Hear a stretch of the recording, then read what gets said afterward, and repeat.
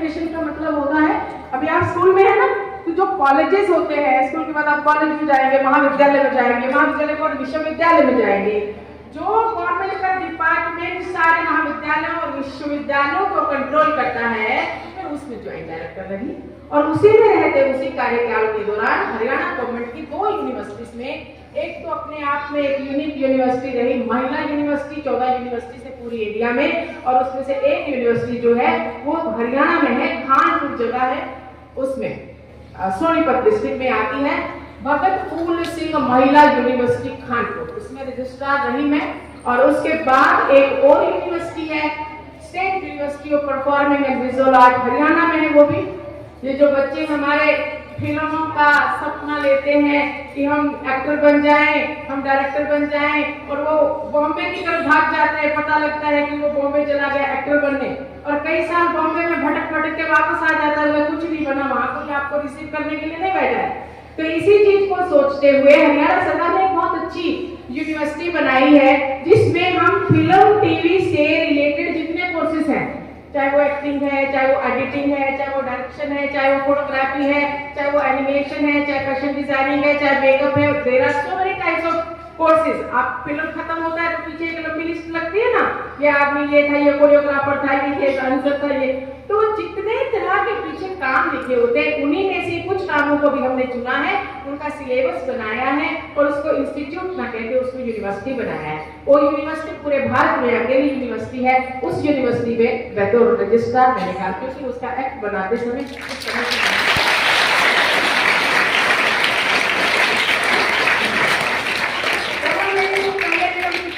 जन्म होता है तो कुछ नहीं होते हैं, हम जाते हैं तो कुछ नहीं होते हैं। हाँ, जब मैं इस लाइन में आई पढ़ाई करने के बाद, मैंने बहुत बहुत पदों पे काम किया, वो प्रभु की कृपा थी, उसने मुझे चुना था उन कामों के लिए। मेरी कोई प्लानिंग नहीं थी, बिल्कुल ऐसे ही जैसे आज मेरी कोई प्लानिंग नहीं थी, मेरा जीवन ऐसे ही गुजरा है। मेरे साथ जो भी हुआ है, मेरे जीवन में जो भी मुझे उपलब्धि प्राप्त हुई है, वो उसकी ही प्लानिंग थी, मेरी नहीं थी। लेकिन उसके पीछे मुझे ऐसा जरूर लगता है कि इंसान की अगर नीयत सही हो, इंसान का अंदर से जो इंसानियत मानवता अगर सही है, तो वो भी आपका साथ देता है, वो भी आपको चुनता है अच्छे कार्यों के लिए। तो मुझे ऐसा लगता है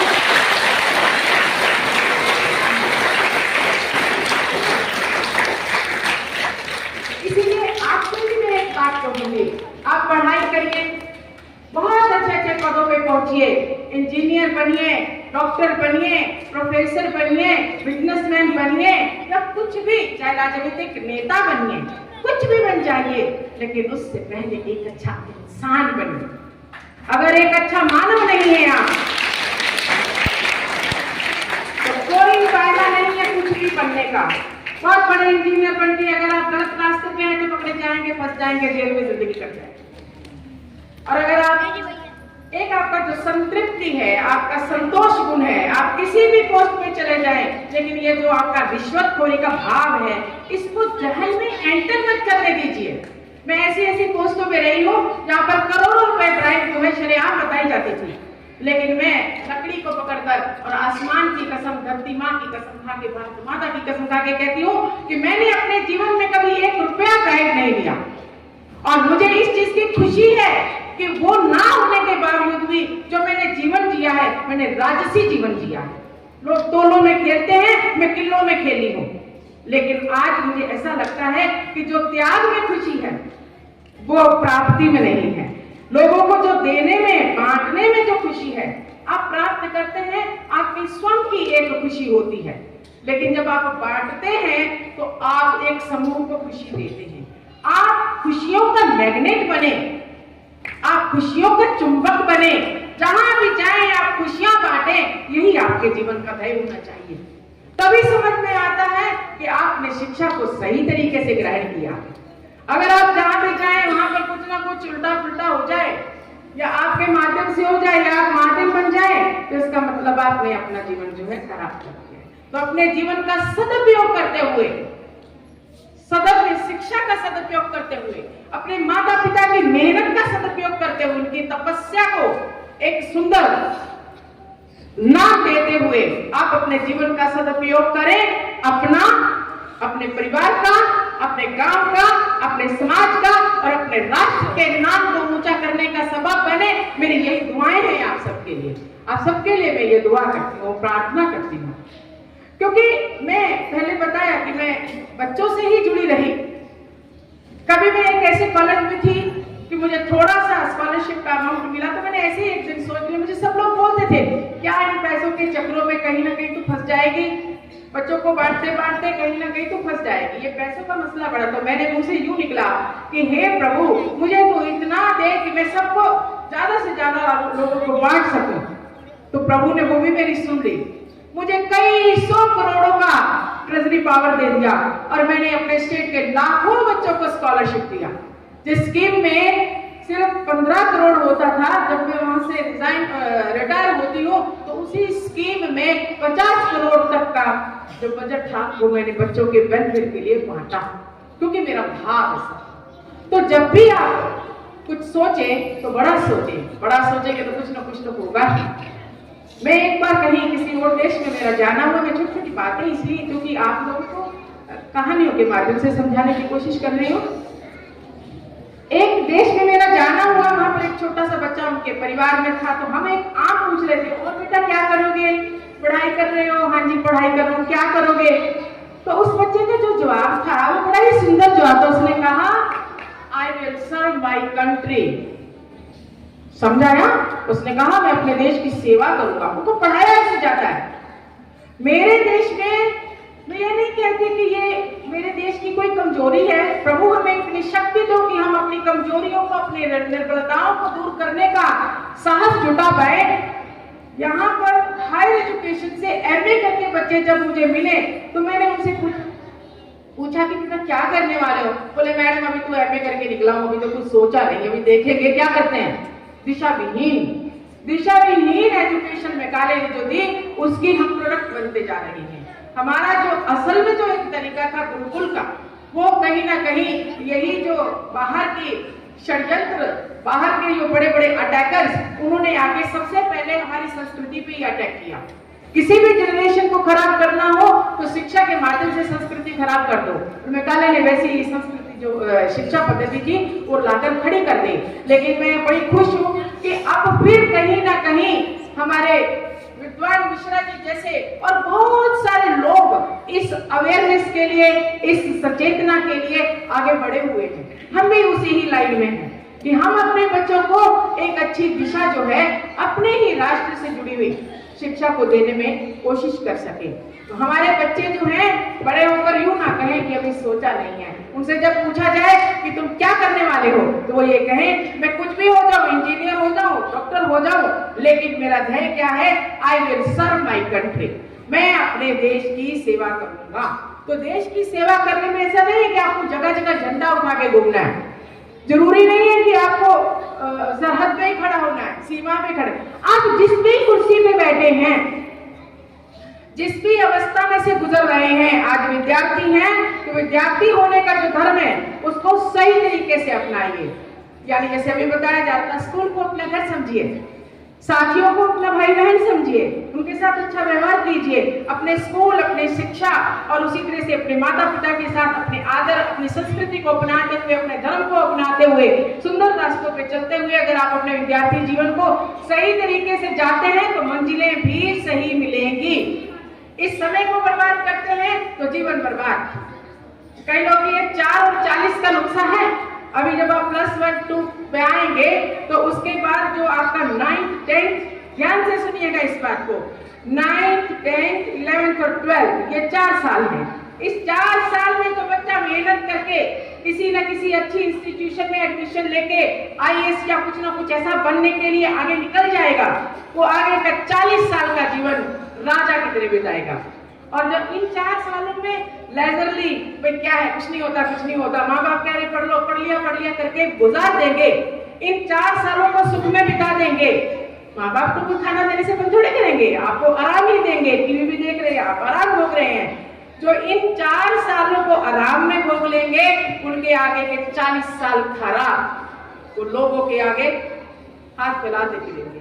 और जो इन 4 सालों में मेहनत कर लेंगे वो आने वाले 40 साल में बादशाह होंगे, राजा होंगे। तो इस फार्मूले को याद रखिएगा।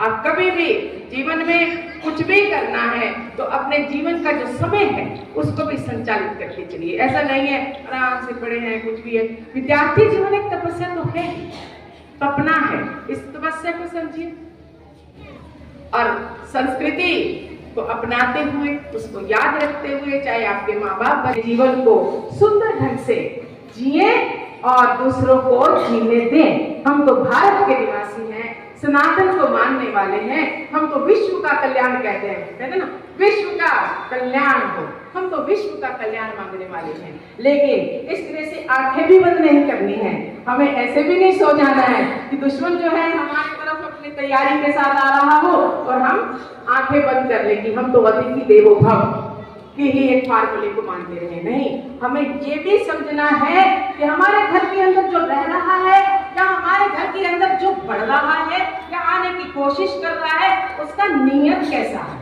अगर वो हमारे भाई के जैसा बन के रहने वाला है तो अतिथि देवो भव, लेकिन अगर वो मेरी माँ की गोद में आ रहा है, मेरी माँ की गोद में बैठा है, मैं उसके साथ बैठी हूँ, लेकिन वो मेरी आंखों के सामने मेरी माँ के कोख में अगर छुरा भोगने जा रहा है तो मेरा हाथ उसको रोकने के लिए बढ़ना चाहिए। ये नहीं कि हम सोचे कोई बात नहीं कर, नहीं, वो माँ सिर्फ उसकी वो तो गोदी में खेल के भी माँ को अगर मारना चाह रहा है तो हमें उसकी नीयत को जान लेना चाहिए, उसकी नियत को समझ लेना चाहिए। तो कोई भी व्यक्ति अगर मातृभूमि के साथ, अपने धर्म के साथ गद्दारी करता है, उसे ज्यादा नहीं तो टोके जरूर, रोके जरूर, एक बार उसको सचेत करने की कोशिश जरूर करें, क्योंकि राष्ट्र ही सर्वोपरि है। अगर घर नहीं है तो हम बेघर होते हैं, घर नहीं है तो हम बेघर होते हैं। कोई हमें अपने घर में घुसने नहीं देता, हमारी अपनी कोठियां कारें सब कुछ होता है ना, हर कोई कहता है आइए जी आइए। हमारा घर बढ़िया है तो दूसरे का घर भी हमें बढ़िया हो जाता है। हमारा घर नहीं है तो उस बेघर को कोई अपने घर नहीं घुसने देता। इसलिए अपने घर को, अपनी माँ को कदर करेंगे तभी। कई बार क्या होता है कि लोग कहते हैं मेरी ही माँ सब कुछ है, दूसरे की नहीं है। लेकिन मैं ये नहीं कह रही हूँ कि आप सभी दूसरों को पूरा कहें। दूसरे के माँ बाप की कदर करना भी अपने माँ बाप की कदर करने के समान होता है। अगर आप किसी दूसरे को गाली देते हैं तो आप ऐसा समझा जाएगा, अच्छा आप ऐसे परिवार से संबंध रखते हैं जिसमें गालियां चलती हैं, तो वो उस समय आप किसकी बेइज्जती कर रहे हैं? अपने परिवार की कर रहे हैं। तो इसीलिए अपने व्यवहार को समझते हुए, अपने संस्कार को समझते हुए, अपने धर्म को जानते हुए, अपनी संस्कृति को पहचानते हुए और अपने वातावरण के बीच में आपका क्या रोल होना चाहिए, आपका क्या काम, आपका क्या कर्तव्य होना चाहिए, इन सब चीजों को जानते हुए, समझते हुए, सचेत होते हुए इस जीवन का सदुपयोग करें। तभी हम समझेंगे कि आप इस भारत के सही नागरिक हैं। भारत माता की जय कह देने से, अभी हमारे विद्वान जी भी कह रहे थे कि सिर्फ जय मात्र कह देने से जय नहीं होता है, जय हमारे अंदर होना चाहिए। उस जय के साथ हम अपने भारत माता की रक्षा के लिए, उसके उत्थान के लिए हमारा हर कदम हमारे राष्ट्र की प्रगति के लिए होना चाहिए। ऐसा नहीं कि कोई कुछ भी कर रहा है और हम सोए रहें। कहते हैं जिस देश के लोगों को मिटने का एहसास नहीं रहता, माने हम खामोश हैं। इससे पहले एक और लाइन कह देती हूँ कि हमारे सामने कुछ हो रहा है और हम खामोश हैं, तो कहते हैं गुनाहगार ना कहो सिर्फ कातिल को ही इस कत्ल होने में। हम गुनाह जब कत्ल हो गया तो बोले ये कातिल है, गुनाहगार ना कहो सिर्फ कातिल को ही इस कत्ल होने में हमारी खामोशियां, हमारी चुप्पियां भी शामिल हैं इसको अंजाम देने में। तो कहीं गलत हो रहा है उसका विरोध करना भी सीखें। अपने देश, अपने राष्ट्र के उत्थान के लिए आप सोचें, क्योंकि अगर आपके सामने कहीं पतन की बात हो रही है और आप खामोश हैं तो कहते हैं जिस देश के लोगों को मिटने का एहसास नहीं रहता, उस देश का, उस राष्ट्र का कभी कोई इतिहास नहीं रहता, खत्म हो जाता है। और अगर देश खत्म हो गया तो हम कुछ नहीं है, हम फिर कुछ नहीं है, हमारे लिए कोई जगह नहीं है। इसलिए अपने देश को, अपने घर को संभालते हुए अपने जीवन का सदुपयोग करें और अपने राष्ट्र का नाम रोशन करें। इन्हीं आशीर्वाद के साथ मैं एक दुआ आपको और दे देती हूँ, क्योंकि ये मौका कभी कभी मिलता है। शायद ये दुआ, ये आशीर्वाद आपकी किस्मत में लिखा था, तभी कल यहाँ मेरा आना हुआ और अचानक ही प्रकृति का ये संकेत हुआ, संदेश हुआ कि आप सबके बीच में मैं खड़ी हूँ। प्रभु आप सबको प्रसिद्धि दे, प्रभु आप सबको प्रसिद्धि दे, आपको रिद्धि दे, आपको सिद्धि दे। रिद्धि सिद्धि समझते हैं? हमारे देवी देवताओं के साथ लगता था वो रिद्धि सिद्धि के मालिक थे। वो जिनको हम देवी देवता कहते हैं ना, वो जो आज आप डिवाइस कहते हो, डिवाइस कि ये क्या है, नई खोज जो है, वो ऐसे ही दिव्य गुणों से, पहले इसको दिव्य गुण कहते थे, अब इनको डिवाइस कह देते हैं, है ना। वो ऐसे ही दिव्य गुणों से परिपूर्ण थे। वो गुण उनको कैसे मिले? उन्होंने खुद सर्च किया, उनको रिद्ध किया, उसके बाद उनको उन्होंने सिद्ध किया, सिद्ध करना, प्रूव करना कि जो उन्होंने रिसर्च किया वो बिल्कुल सिद्ध है, सही है। तो वो रिद्धि, आप ऐसी ऐसी खोजें करें जो इतिहास बन जाए, फिर उनको आप सिद्ध करें। आपको प्रभु रिद्धि दे, आपको प्रभु सिद्धि दे, और इसके साथ प्रभु आपको समृद्धि भी दे, क्योंकि उसके बिना भी चलता नहीं है। प्रभु आपको ज्ञान दे, प्रभु आपको ध्यान दे, ज्ञान के साथ आपको ध्यान भी दे, क्योंकि ध्यान बड़ा जरूरी, जीवन के हर पहलू पर ध्यान जरूरी। ध्यान बड़े अभय तरीके से जीत सके, ऐसा अभय वरदान भी प्रभु आपको दे।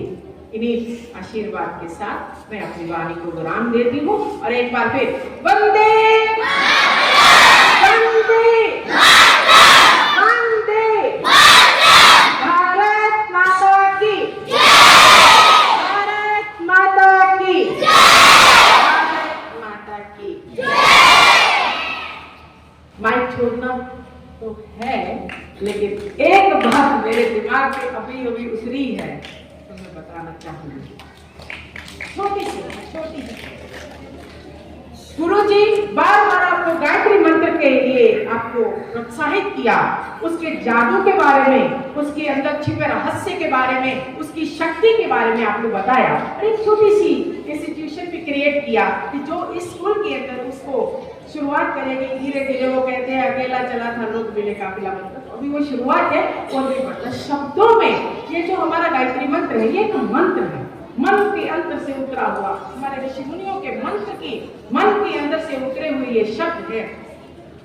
हमारे भारत में जब बाकी दुनिया को ये भी नहीं पता था कि बोलने और इशारों के अलावा अभिव्यक्ति का कोई और तरीका हो सकता है, उस समय हमारे भारत में बड़े उपनिषद और चारों वेद लिखे जा चुके थे। रामायण की बात करते हैं तो आपने सुना होगा, कहते हैं कि रामायण तो हुई नहीं, उसकी तारीख नहीं पता है, लेकिन रामायण के अंदर एक पात्र है रावण, जब उसका जिक्र आता है तो बोलते चारों वेदा का ज्ञाता था। इसका मतलब वेदा उससे भी पहले थे, और वेदास के अंदर लिखे हुए मंत्र श्लोक जो भी हैं वो बड़ी स्टिक भाषा के लिखे हुए। शब्दों में बड़ी ताकत होती है, ध्वनि में बड़ी ताकत होती है। मैं अपने जीवन का आपको एक उदाहरण देके बताती हूँ। सिंपल सी बात है, एक शब्द है उल्टी कर देना, वॉमिटिंग कर देना, एक शब्द है ये। आप खाना खा रहे हैं मान लो, तो मैं इस टॉपिक को जानबूझ के भी करना चाह रही हूँ, कभी मौका मिले जाता मेरे। आप खाना खा रहे हैं, खाना तब अच्छा लगता है या तो भूख अच्छी लगी हो, या खाना बड़ा स्वादिष्ट हो। खाना भी बड़ा स्वादिष्ट है, बड़ा सुंदर बना हुआ है, और आपको भूख भी बहुत लगी हुई है, आप भी उसको खाने ही लगे थे कि तभी किसी ने आगे बोल दिया वो साथ वाले कमरे में अम्मा ने उल्टी कर दिया। आपने देखा नहीं है, उसने बोला है। वो शब्द आपके कानों के माध्यम से दिमाग में जाता है, दिमाग के माध्यम से एंजाइम्स को डायरेक्ट करता हुआ आपके डाइजेस्टिव सिस्टम में पहुंचता है। आपके एंजाइम्स भोजन को हजम करने वाले या भोजन की डिमांड करने वाले बनने बंद हो जाते हैं, और आप एकदम से कहते हो भूख नहीं है, मैं नहीं खाता, मेरा मन खराब हो गया। कहते हो ना, ऐसा हो जाता है, कैसे मन खराब हो गया। अरे वही ये कितना सा शब्द जिसका कभी कभी इस्तेमाल होता है घरों में, अगर वो हमारे दिमाग के माध्यम से हमारे शरीर के यंत्र तंत्र पर इतना असर कर सकता है, तो बड़े बड़े शब्द जिनको, जितना शब्द जिसका ज्यादा उच्चारण होता है उतना वो मंत्र शब्द जो है वो ज्यादा शक्तिशाली होता चला जाता है। तो ऐसे ऐसी ध्वनियां, ऐसे ऐसे शब्द जो पता नहीं हजारों साल से हमारे ऋषि मुनियों ने पहले उनके ऊपर शुद्ध किया, उनको गाया, इस ब्रह्मांड भारत भूमि के अंदर वो अभी भी विचरण करते हैं, तो वो उनका कितना बड़ा प्रभाव होगा। जैसे कि ओम, ओम शब्द कितना ताकतवर होगा, कितना बड़ा असर रख सकता है। तो ओम जैसा शब्द कितना बड़ा असर रखता। हर मंत्र के आगे पहले ओम आता है। ओम प्रकृति का साउंड है, पहले सुना करते थे शब्द जो है, ध्वनि जो है मरती नहीं है, तो मुझे लगता था ऐसे कैसे हो सकता है मरती नहीं है। लेकिन आज हमारी ही कंप्यूटर की साइंस ने इसको प्रूव कर दिया। अमेरिका में कोई बोलता है, हमें यहाँ सुन जाता है, ये तो पकड़ने का माध्यम है, आपका मोबाइल तो उसको पकड़ता है, तरंगे तो हवा में ही आती है। सुना था कि शब्द जो है ब्रह्मांड घूम जाता है, तो लगता था झूठ है, लेकिन इस मोबाइल ने प्रूव कर दिया कि एक शब्द एक ही सेकंड में पूरा ब्रह्मांड घूम जाता है। अमेरिका में बोला शब्द आपको इंडिया में सुनाई देता है। अभी आप सुन लो, हमारे रेडियोस में, हमारे मोबाइल्स में पुराने गीत पता नहीं किस किस सिंगर ने गाए थे, हम आज भी उसको भरते हैं और सुन लेते हैं। अब वो मोबाइल में थोड़े फंसे पड़े हैं, वो ब्रह्मांड में है। शब्दों में, ध्वनियों में बड़ा ही प्रभाव होता है, इसलिए जितनी ज्यादा प्रभावशाली चीज होती है उतना ही उसका प्रयोग बड़ा सोच समझ के करना चाहिए, बड़ा सोच समझ के करना चाहिए। और एक चीज ये भी याद रखिए कि बोलने का जो गुण है 84 लाख गुण में सिर्फ आपको मिला है, एक स्पेशल गुण आपको मिला है, एक खास चीज आपको प्रभु ने दी है। कि जब हम किसी को खास चीज देते हैं, खास गुण देते हैं, तो हम ये भी चाहते हैं, मान लो मैंने किसी को गिफ्ट दिया या आप किसी अपने दोस्त को गिफ्ट देते हैं, तो आप ऐसा सोचते हैं, सबको नहीं देते, एक को देते, तो आपके मन में ऐसा तो आता है ना कि इस मेरे गिफ्ट का ख्याल रखे, इसका अच्छा प्रयोग करे। आप उसके घर जाए, आपको पता लगे आपका गिफ्ट तो बासा का बड़ा, या आपको पता चले आपके गिफ्ट से उसने अपने भाई का सिर फाड़ दिया, तो आप क्या दोबारा उसको वो गिफ्ट दोगे? यानी उसका प्रयोग गलत कर दिया, तो क्या आप दोबारा उसको वो गिफ्ट देंगे? नहीं देंगे, क्योंकि आपके गिफ्ट को उसने कदर ही नहीं दिया। तो जो उसने हमें गिफ्ट दिया है उसको ये बताने के लिए हम गिफ्ट तो नहीं दे सकते, क्योंकि वो सकते हैं कि तेरा गिफ्ट हमें बड़ा प्यारा है, हम तुझे प्यार करते हैं, तो उसका क्या तरीका है, उसके द्वारा दिए हुए गिफ्ट को हम संभाल के रखें, उसका सदुपयोग करें। तो ये जो बोलने का तरीका, प्रार्थना करने का तरीका, ये जो किसी की सहायता करने का तरीका प्रभु ने आपको दिया है, ये सिर्फ और सिर्फ आप ही इसका सदुपयोग कर सकते हैं। तो जो वाणी, जो शब्द उच्चारण आप करें, अच्छे शब्द कर आप एक के लिए प्रार्थना करेंगे, हजारों लोग आपके लिए प्रार्थना करते हुए वो प्रार्थनाएं आपके आसपास घूमने लग जाएंगी। ये भी एक प्राकृतिक की हमारी आध्यात्मिकता का रहस्य है। आप किसी एक के लिए अच्छा सोचे तो 3 लोग आपके लिए अच्छा सोचेंगे, आप किसी एक के लिए बुरा बोले 3 लोग आपके लिए बुरा बोलेंगे। तो इसलिए आप सोच समझ के परमात्मा के दिए हुए गुणों का प्रयोग करें और अपने जीवन का सदुपयोग करें। इस तरह से आपके लिए प्रार्थना करते हुए